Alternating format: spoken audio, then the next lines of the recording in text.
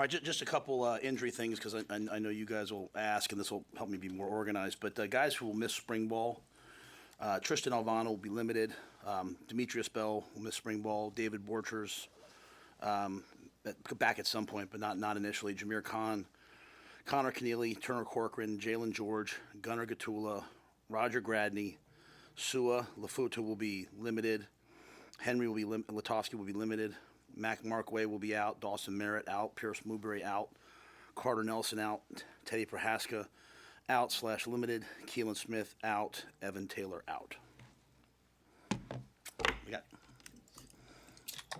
You made the hire official today of Pat Stewart. What felt right about that connection and how he can help this organization? Well, Pat's been a part of five Super Bowl teams, right? He's been part of 3 NFL teams. I've worked with him twice before, which, it's that when I say that, that's not friendship. That's knowing how adaptable and versatile he is. We're moving into a space in personnel where no one really knows what lies ahead. So you just need really smart people. And the concepts, I've always really appreciated the Patriots. If you're in the NFL, there's really 2 grading scales. The Patriots, the Belichick scale being one, which really takes into account, how you value different positions, and that, as they relate to others. Pat's always been really a difference maker, I think, in thinking about that, talking about that.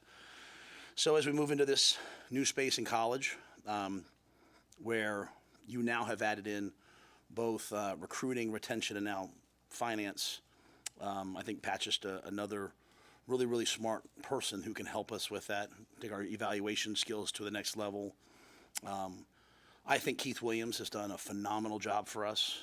Keith has, continued to rise in the organization, and really, Pat's weakness will be the recruitment piece. You don't really recruit in the NFL, but Keith, Troy Vincent, Avery Gossett, I think those people have done a fantastic job, and I think Sean Patton's done really, really, really a phenomenal job in the 3 years. We've had top 25 classes. We had a top 10 portal class, and this was kind of precipitated by him kind of wanting to move into a different space, wanting really to stay more in player finance, wanting to be more in analytics, and a commitment by us just to kind of look at personnel departments and recruiting departments and try to take it to a whole other level, which I think you're seeing across the board in college football. So Pat seemed to be the right fit.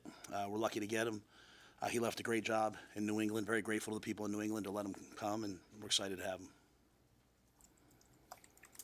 Is he going to handle a lot of the transfer evaluations too? Because he kind of head up a scouting of being able to, evaluate transfers as they go forward. Yeah, I think he'll oversee. It's kind of like any other coordinator, right? It's the same as like Dana. It's the same as Butler. It's the same as Zach. He'll oversee it.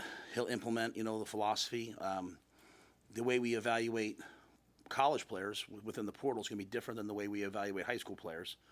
And then the valuation that goes on top of that is completely different.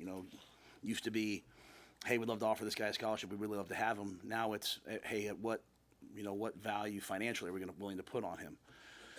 So, we'll build out the people below him that work with him. As I said, I mentioned some of the people already, Keith and Troy and Avery, and there's some more to be added. But I think he'll oversee that. I think the grading scale and the things that we're looking at, specifically in college players, will come from him. And we'll still stay with the same beliefs we have with high school players in terms of traits and certain things, more developmental. Is it oversimplifying to say that it's all just moving more to look like an NFL model?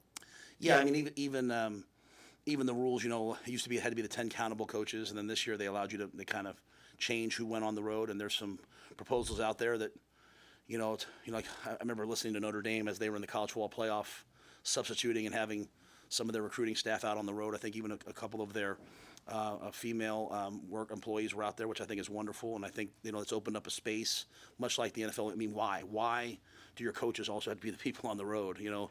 They already work enough. And so I think things are moving actually in the right direction. And having people, what Sean has done in terms of building out the databases, and I mean, it's a full-on financial, model. and working with Jonathan Bateman and Haven, you can't be a penny over, right? You can't make a mistake, and so it's a really unique time. So I think it's moving very much in that direction, and but I don't think the answer is just purely. I didn't hire Pat just because of hey he's from the NFL, because it's very different still than the NFL. I just think the thing with Pat is he's just really smart. When I have a question about personnel, I call James Blanchard at Texas Tech, who's one of the kind of the difference makers out there that we hired years ago. I call Pat Stewart. I call these guys. So when Sean kind of indicated, hey, I want to do something a little bit different, we started looking at hey who could come in and kind of lead the evaluation part of this, and Pat stuck out. You get a sense coming out of Matt Rhule's if you feel further along in year 3 than past years, and are there any guys in particular who have stuck out with their voices and how they've led? Oh yeah, well, I mean, we're certainly further along than we ever have been. I mean, just looking at us physically, right? I mean, one of the hard things that we've done is we've taken a lot of young players in the first 2 years, which leads to a sort of a young, physically and mentally immature team at times. Those guys are growing up. So I think you see a team that's bigger, faster, stronger, understands more what needs to be done, takes on things in a much more mature way less distractions. To isolate any one player, I don't know that I could, because I think there's so many doing a great job. In good news, there's not one person that's not doing a good job. There's no one that's sort of in the doghouse per se, as there have been in years past. I think everyone understands what's at stake. And, I think, the guys we brought in the portal, they've been excellent additions. But the great news is they don't stand out so much. It's not like, oh, wow, they're so much better than everybody else we have. I mean, I think you see a ton of competition, which is exactly what we want. Yeah, how much have you seen just in the couple of months that Holgerson, between the Pinstripe Bowl and today, how much has he just sort of taken charge of the culture on that side of the ball and maybe even tweaked things, even though there hasn't been a practice or a game? I don't necessarily know that he's changed the culture. I think, I think really at the end of the day, our issues offensively when we've had them have just been consistency. And I think I stand on record as I think I haven't said that. Just think sometimes we just did too much and tried to serve too many masters. I think he's kind of come in and just been like, hey, these are the things that we're going to do. And, he hasn't changed the terminology. It's still the same offense. It's still the same things that we were doing before. It's just kind of dialed down into what he feels like and the staff feels like we're going to be good at. They do a great job. I mean, they meet together. We go out. When we're able to, we do some football stuff when we can. They work on it, evaluate it together. I think the thing with Dana is he's really a unifying force. I mean, he works with everyone. Sometimes you think of these guys who, like him, have had a ton of success. And they're kind of like these off on the side, guru all by themselves. But he's just really, I think, does a great job of utilizing his entire offensive staff, bringing it along to the players, and holding the players to a high standard. And the proof will be in the pudding, right? But I mean, I like what they're doing, and I think the players are comfortable, kind of in the direction that we're heading. What can 8 or 9 months with Dana and Dylan do for Dylan that he didn't have the opportunity to get when Dana came in November and they had a game to prepare for? Well, I mean, in general, right? I mean, if you go back and look at Dylan's year, I mean, as a freshman, I think he did a lot of things that were not a lot of freshmen do. I think he was really up there in terms of passing percentage and all those different things. And then there's things I know as a freshman he would love to improve upon. So he's going into year 2 now. Last year, as a highly recruited freshman, I think at this time you saw him trying to keep his voice quiet and just earn everyone's respect. I think now, he has to step up and lead when able. He's really working on his body composition.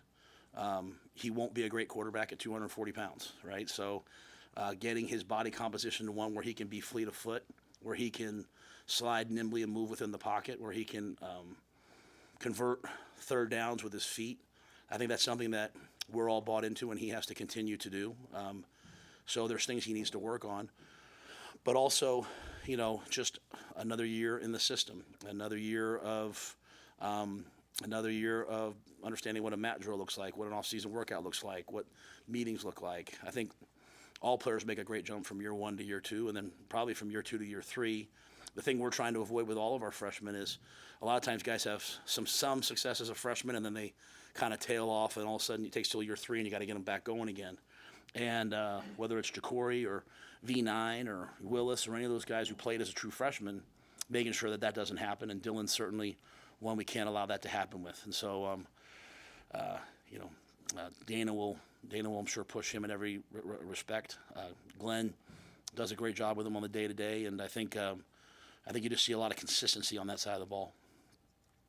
What's a guy like Rocco Spindler add to that O-line room and how he can help?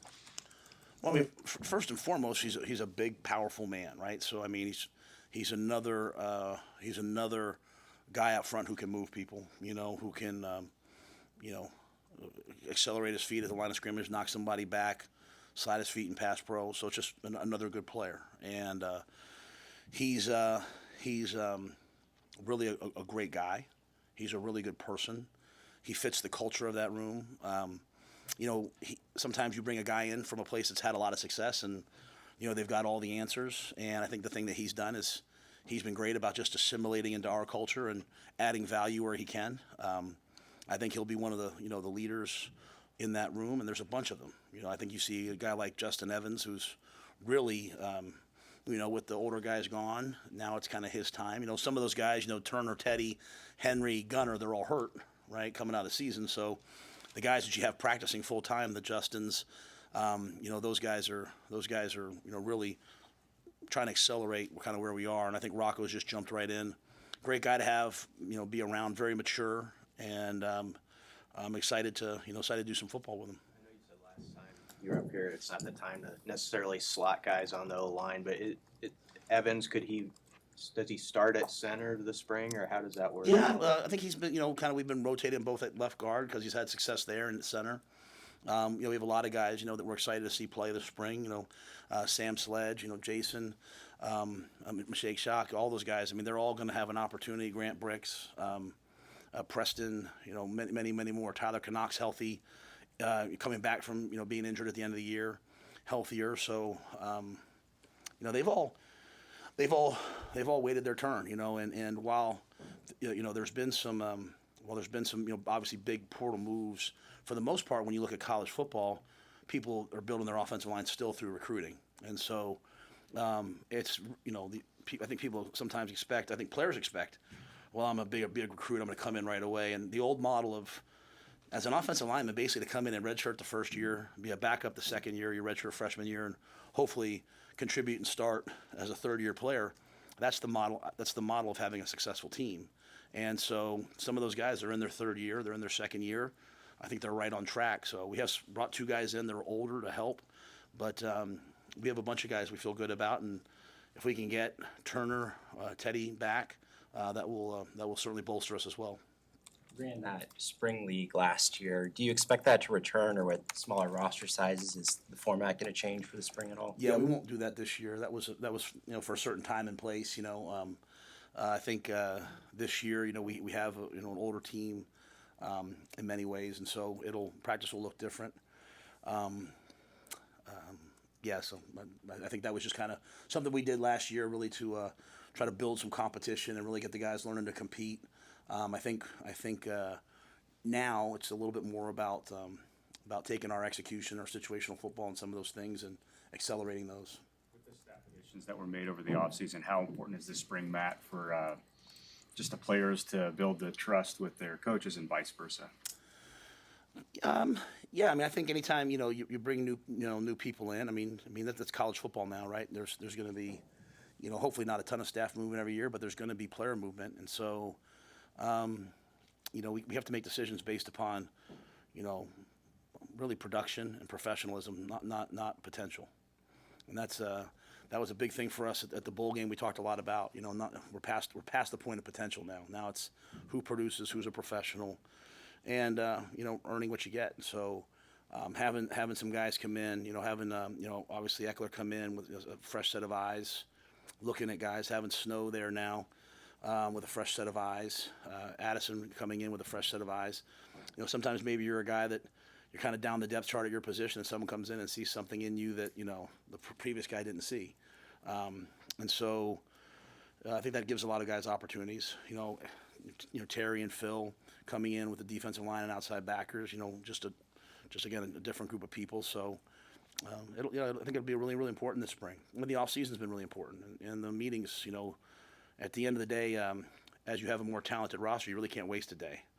And I think our roster's, the best it's been. I think the guys are developed, and so they have to, take advantage of the opportunities they get. Is the purpose at all? You mentioned having an older team and some changes with the spring, but does and of course not having a spring game. Is there anything else significant that changes about what you try to get done in spring? Do you scrimmage as much? What's changing about spring football from your Just perspective? a spring game. I mean, honestly, like we'll still do the same amount of work.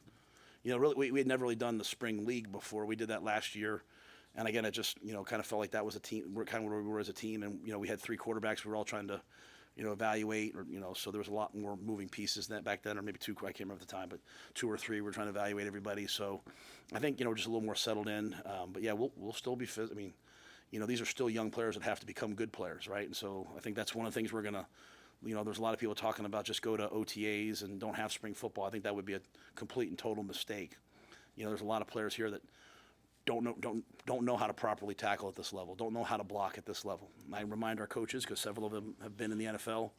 You coach in the NFL, you train players in college. You're teaching them, you're training them how to do it. And so sometimes you're taking players from other schools who've been trained for a couple of years and training them our way. So there's a lot that needs to be done. So it'll be a good physical, hard-nosed spring. But with the only real difference being just what sort of the outside world sees in that spring game. Speaking of backup quarterbacks, you have a battle at that particular position. Obviously, Dylan being the starter. So the guys behind Jalen, is it Marco or Marcos? I'm not sure exactly which it is. And then of course TJ. What are you hoping to see from all 3 of them? They're all kind of at different levels. Yeah, I mean, I think I couldn't even speak on it now because I haven't seen them at all. They're young players. They're young to our system. What I do know is that when we went to the bowl game, we wanted to make Heinrich to tight end, and I was sort of like, well, if we get stuck at quarterback, if something happens, he can always go play quarterback too. And after about 2 or 3 practices, that wasn't even a thought. I mean, they had so much confidence in Jalen, and Dylan's one of those guys that if the play ever comes in called wrong, he knows it so well he can fix it. And where sometimes some of the other guys are like Ron Burgundy, they're going to say whatever comes up. And Gramstad's a lot like Dylan. You know what I mean? Like those 2 guys kind of reminds me like in the NFL when you have like a really good young quarterback and you bring in a veteran backup behind him who's accelerating. Like, hey, this is how we study. Not that Jalen's necessarily teaching Dylan what to do, but you can see them. They jive off each other, right? They vibe off each other. And great thing about Jalen is the ball's going to go where it's supposed to go. I mean, he's absolutely a winner. Wanted him to come back. We wanted him to come back. So I feel very confident with him. And then basically we have 2 freshmen, and so they have to get some reps and show us what they can do. And but I do feel good about what they've shown so far. But I think the spring will be huge for us. The transfer, I mean, obviously Dana knew something about him, but you had, I'm sure, sign off on bringing him forward. Yeah, Dana was really, really comfortable. Had a ton of experience, and I trusted that. I mean, at the end of the day, there wasn't a lot of college tape, but I trust Dana a ton on those things. And so, even when it came to the, when they talked about the receivers, obviously Dane, there was a lot of production, but Hardley was a little different, but DeKeel stood up for it. And I think at the end of the day, anytime you coach a player and you feel like, hey, this guy's special, then you'd be a fool not to take advantage of insider knowledge. So. In his move to tight end, how big of a time is this for him in his development, the moving positions? Yeah, I mean, there's no doubt he can do it, right? So I mean, in a day and age where most guys would, don't trust their coaches, coaches aren't trusted as much anymore as they used to be, and a lot of guys would have transferred. I mean, to me, this is a true I'm very appreciative not only of Heinrich but of his entire family for trusting us in that this would work out. I didn't expect him to play as much in the bowl game as he did. It was just, Dana and those guys, as they put the game plan together, felt like, hey, he's going to be someone that elicits different defensive personnel, which will give us an advantage. And, he was physical. He can really run. Sometimes I say things and people look at me like I'm nuts until it's proven. And like I said, he was one of the best athletes I've been around. All of a sudden he's in the dunk contest and people are like, oh, what a good athlete. Like he's really a special athlete. I mean, he can run. He is explode. They just had a little, today was Husker games. So we had like a little competition with all across campus. And then they finalized with a dunk contest. And I mean, he's windmill 360 and all those different things. He didn't win because, he didn't. I think he only won the other one because the Nebraska fans voted for him because he's from Nebraska. I told him that too, but anyway, he didn't. but this one, he didn't win this one, but he was really close. And so he's a great athlete who's had to learn the physicality. And I think Sat's done a great job of. I mean, a lot of guys would take a guy like that and just be like, oh, whatever, or take that guy and just we'll have him run routes, but they're teaching him all the blocking, all the protections, and I think he's doing a really great job because he recognizes he's going to have a chance to play at the next level via this position. One of the running kind of jokes with fans is, hey, we're winning off-season championships every year. What would you tell them is really different about this off-season that's going to make a difference this year? I don't have an answer for that. I mean, I think that's part of. I mean, whatever. I've been here for 2 years. I got to do the best we can in the off season to have success. I try very much not to hype things up. I think sometimes we hype things way up here and then get really disappointed when things like just to me life's all about like taking little steps. Like you become. It takes a long time to become an overnight success, and so we've always kind of built towards year 3. So I just going to try to get better today and. Try to build on this team this year and have a good year 3, and after that we'll reassess where we are after year 3. And we'll try to have a good year 4, and just keep doing that until they tell me to leave or I die. One of the two. So. And I know you commented on your non-conference scheduling philosophy. As you move forward and look at what you see is best for Nebraska in scheduling games out of conference, how do you balance the needs of the program with also the needs and wants of the fans to be able to see good teams out of conference potentially come into Memorial Stadium and play Nebraska in early months of the year? So I love the fans. So this is going to be taken the wrong way, but the only teams that win are the teams that put the program 100% first, and winning comes first. And so the last 2 national champions came out of the Big Ten, and neither one played a Power 5 opponent. So I completely get it. I completely get it, and it's really hard when there's. And again, I don't get to make these decisions because I would unilaterally make them, and it would be just I got asked a question on a podcast, and if you ask me something, I'm going to answer it usually. So,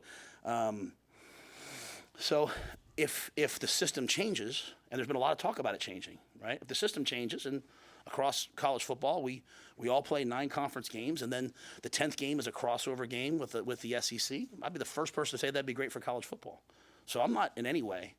Unless you're at the group of 5 and you're counting on these games to fund your athletic department, right? This will continue to kill those programs, but I'm all for all of that. It's just why you can't complain like, oh man, we get screwed in scheduling every year, and then say these things like, can't be both. We can't be victims and yet so. And then I think the biggest thing everyone has to understand, honestly, is what I'm seeing from Troy, and I see Troy taking a lot of heat on all sides. Like, this is going to be a financial game. I mean, Trev said it from day one when I got here. He's like, hey, Matt, you should consider this job because we're at the time, the only Big Ten school with no debt, and we're in really good financial shape and all these different things, right? And he was right. He kept saying, hey, revenue sharing is going to come. There's these lawsuits. And I would sit in meetings, and people kind of look at Trev like, is he sure? He was 100% right. So everything that Trev said has shown up. So now it's about who has the money to both pay their student athletes through revenue share at the maximum amount and still provide the services for everybody. So there's going to be a lot of schools now that are going to butcher their athletic programs, right? They're going to just say, you know what, like, hey, these are basically club sports. Now they don't get to eat in the training table anymore. I don't want that. I do not want the training table to be like just football and a couple other sports. I love walking in there and seeing the tennis team in there. I like being a part of all those student athletes. And so the Olympic sports, the non-revenue generating sports, I want them to have life skills. I want them to have elite medical care. I want them to have psychological services. I want them to have academic services. If you're paying the players, where does that money come from? Like, where does that money come from? So it's going to come from new concessions deals that are the best thing financially. It's going to come from all that. Now, I'm stupid for even saying this because I'm going to take a bunch of heat for it, but it's just like you can't have everything. You know what I'm saying? Like, we really want to win, but we also want this, but we also want this. It's like, you know what? When I go recruit kids in Florida and Georgia, and they're like, Coach, when are we wearing this uniform and that uniform? At some point, I got to be like, it's kind of hard for me to say, hey, if I do that, people are going to be upset. You want the good recruits? We got it. We got to just make a decision here, like where we want to go. And so there's a big financial component to this, and we actually are in better shape than most teams. Like because we don't have the full amount of sports that a lot of Big Ten schools have, but we don't have the 14 or 16 that the SEC has. So I just think there's a lot of really hard decisions, and I think when you get to tough times like this, you need strong leadership, like Troy Dannon, like obviously Jeff Gold, hopefully me in football, hopefully other coaches to make decisions that need to be done. And if every decision you make is popular, then you're probably not making the right decisions. And so, yeah, I mean, but I completely get it. I completely get that we want all of these things. But like we beat Colorado this year, right? And at the end of the year, how much credit do we get for that win? We didn't get a lot of credit for that win. It was like, well, Colorado played in the Big 12. And so they didn't play the same teams we played. And so, at the end of the day, it's all about how you look at the end of the year. And so, we have to be a better team. And so I'm only focused on us. But when asked, I think we have to be unabashedly, I've said from the very beginning I got here, we have to be unabashed about investing in athletics, and we have to be unabashed about doing the right thing for right now. And that's difficult to do. I appreciate Troy's leadership. I think, I see him, I saw him yesterday, and he can't spend more than 3 minutes with me without having to go take a phone call about something, because these are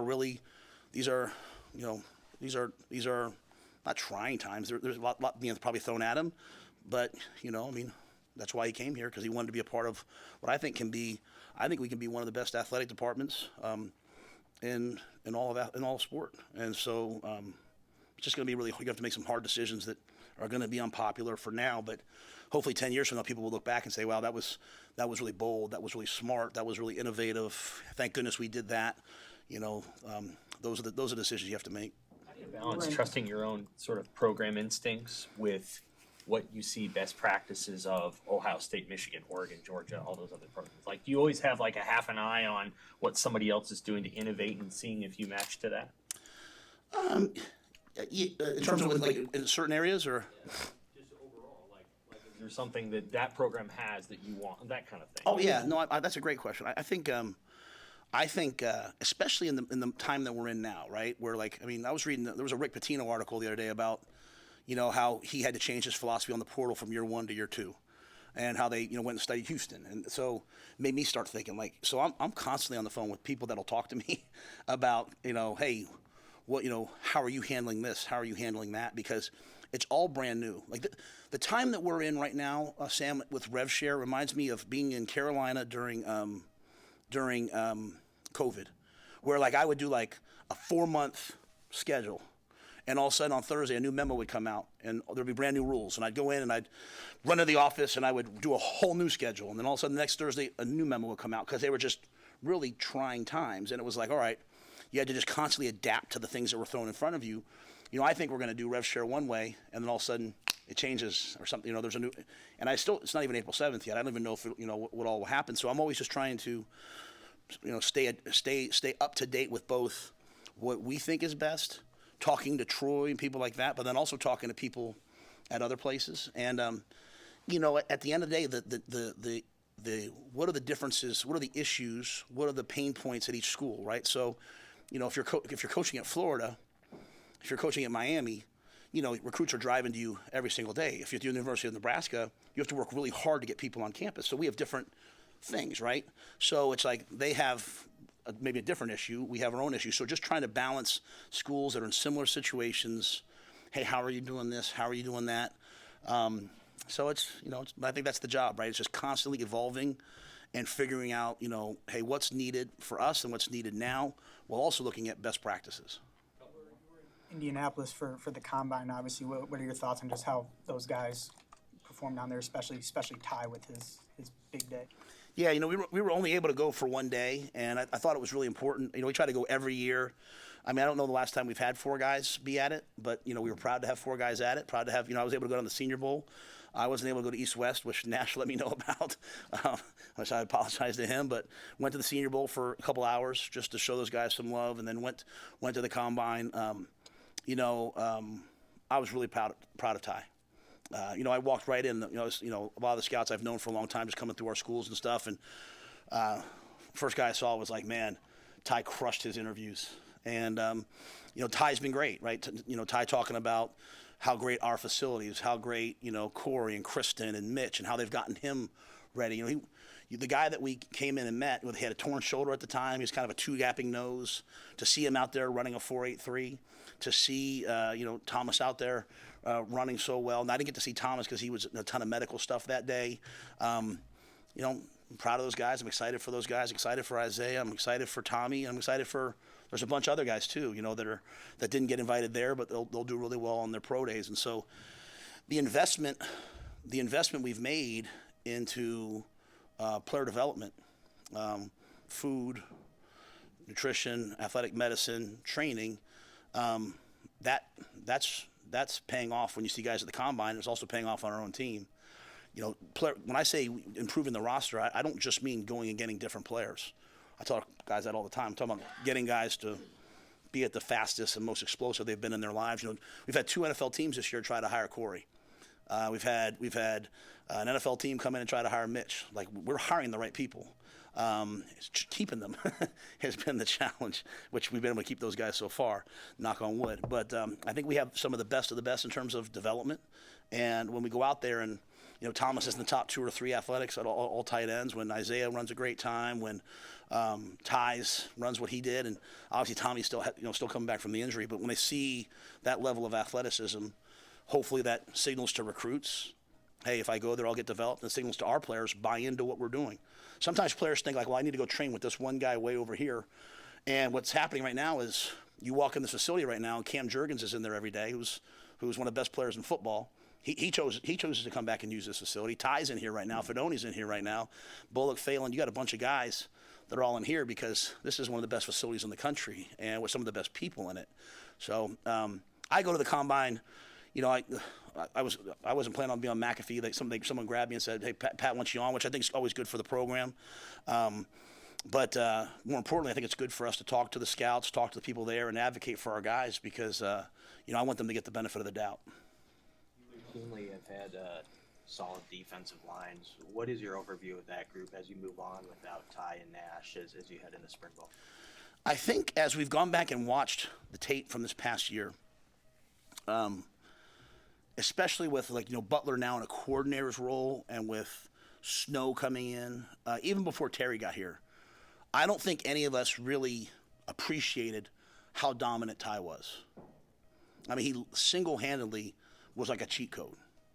I don't think any of us appreciated how good Nash was, how good MJ was. And so, there's big shoes to fill. But, I think Cam Lenhart's ready. And I think Riley Van Poppel's ready. And I think Elijah Judy's ready. And Keona Davis and Willis McGahee and, all those guys. I think those guys are all ready. They've been in the system. We got guys that came in behind them, younger guys. We got some guys in the portal. So we have 2 freshmen that aren't here yet that we're excited about. So I think the defensive line will play at a really high level. Will they play at the level that Ty did? I mean, that's a lofty goal, and we'll chase that. I'm really excited about Terry Braden. Terry's another guy. I mean, he was raised by and trained by the same people that I was trained by as a D-line coach. And so he believes, when he's using his words in the interview, I'm kind of laughing. I'm like, all right, this is exactly who I want. Some of the people I trust most in this world, Andy Reid, Mark DeLeon, they all said, Joe Cullen, they said to hire him. Dave Merritt, they all said to hire him. And, he's another guy. He got offered a position coach job in the NFL and he didn't even tell me, didn't even leverage me for anything. I mean, he's just a really special person. He did his press conference the other day. I was like watching the new coach's press conferences. When you guys would say something, he'd say, hey Sam, how you doing? Like that's who he is. Like that's not like he's like that every day. So he's 100 miles an hour. I think he's going to be really valuable to us. And then getting Phil Simpson back, to me was really really important. I mean those edge players they have to play with such a tenacity and a physicality and an effort, and Phil's going to demand that. And I think when Phil was here the first time, I did not want him to leave. I worked hard to try to keep him. I couldn't keep him at the time. I was able to now give him a job that he could get his whole family here, and really excited to have him and Maria and their whole family here. So I think we really got the right guys up front to play good defense. Harry, with Mike Eckler, what got you to connect with him, and what qualities did he bring to the table that made you know he was the guy for special teams? Yeah, I mean, I think when I started hearing honestly all the local media and former players saying to hire him, my natural instinct was don't hire him. To be quite honest with you, I'm being completely honest. It's just at the end of the day, I don't love celebrity coaches. I just like a bunch of guys who like to work. I brought Eck in to interview with him though, because of what he's done, and I couldn't get him out of my brain. I just loved the way he did everything. I kept hearing stories about he's running down the 80 and he's he got arrested running down I-80, and I'm sitting there in my mind oh, do I want to take that on? It seems like a lot. But the way he teaches in his meetings. I mean, I for years, I talk a lot about the Socratic method in teaching and getting players to respond and answer, and a lot of coaches just talk. And he's one of the best teachers I've been around. In fact, in the interview, I was like, Coach, I can't keep doing this, because he kept making me answer him. I was like, Coach, I can't do this, man. I got ADD. I'm tired. But I've enjoyed having him here so far. You know what I mean? And I think at the end of the day, the stats he's had at Tennessee speak for themselves, right? And but I have to go back again. I just love the way he teaches. I love the way he does it, right? So. I've enjoyed having him here. I think he's gonna. Will talk a lot about his energy and all that stuff. I just don't think it's that though. I want to make it's the way that he teaches. It's his system. It's you could take that. You could take the way he's doing it, and you could take it out to seventh grade football. My dad coached seventh grade football for years, and I think those are some of the best teachers in the world. And the way he does it, the repetition, the commands, the way the guys answer back to him, I think those players would do his technique at a really high level. And he's an excellent recruiter. He's an excellent evaluator. I think he's going to help us in that area as well. So I'm fired up to have him. You guys that said to hire him, you guys were right, and I was wrong. I want to make sure I give him his due. And I think since he's been here, it's just a ton of energy in the building. I'm a Northeastern guy. When he says to me hey, Matt, how you doing today? I say, I'm good. He's like, we don't say good, we say great. And I'm like, heck, I'm from New York. I'm good. but I think that's going to be good for our guys. I think he's, and what I like about him is he's an evaluator. We talk a lot about recruiters. The key is evaluation. And him and Snow are two old school evaluators as they come in and see our players and see guys like Bryce Turner. Bryce Turner is now 210 pounds. He was a 10-2 kid in high school, right? He's now up to 210 pounds, still running close to 22 miles an hour. And a lot of guys, well, what is he? Eckler sees him and says, hey, I can use him like this, or I can use this guy like that. So that's really what I want. I want guys who find the players that we have and don't find what they can't do, but find what they can do. I want that to me is positive coaching. So I think he's been a great addition. And, we're only getting started, but already I can feel it, we're starting right now at 6 o'clock in the morning. We're starting with a special teams meeting every day, 10 minutes, because him at 6 o'clock is like a vitamin E. You know what I'm saying? He's got a lot of energy and a lot of juice. And I think it'll be really good. And I need guys that would offset me, because if I walk in at 6 o'clock in the morning, it's going to be kind of, fire and brimstone.